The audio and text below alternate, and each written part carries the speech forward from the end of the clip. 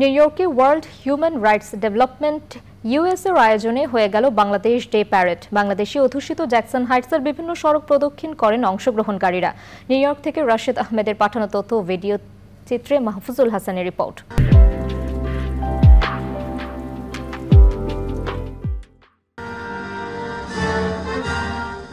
Jackson হাইটসে প্রথমবার হয়ে গেল বাংলাদেশ ডে প্যারেড।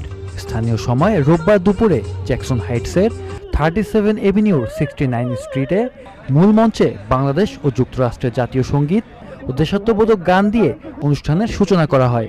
অনুষ্ঠানে বক্তৃতা করেন গিয়াস আহমেদ, নুরুল আজিম, ফাহাদ সোলাইমান ও অন্যরা।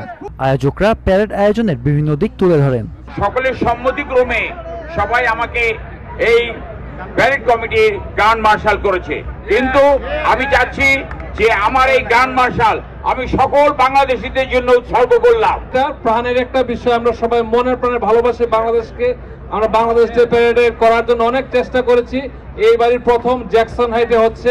অনুষ্ঠানে New York City mayor Eric অ্যাডামসকে উত্তরীয় পরিয়ে ও বাংলাদেশের ঐতিহ্য সমৃদ্ধ ক্রেস্ট দিয়ে সম্মানিত করা হয়।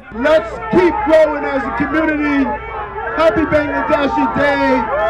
I am proud to be a strong supporter of this community. আনুষ্ঠানিকতা শেষে শুরু হয় প্যারেড। যোগ দেয় New York City police department, Bangladeshi American police association BAPA, Bangladeshi American society inc, Moulvibazar district society of USA, department of correction, fire department, বীর মুক্তিযোদ্ধাদের সংগঠন, কুষ্টিয়া জেলা সমিতি, Alnoor cultural centre, foundation for better world, Bangladeshi American postal employees association ও বন্যী শিখা সঙ্গীত নিকেতন সহ বিভিন্ন সংগঠন। চ্যানেলে যুক্তরাষ্ট্রের অংশগ্রহণে খোলা গাড়িতে ছিল শিল্পীদের মনোমুগ্ধকর পরিবেশনা। Mahfuzul Hasan, channel I.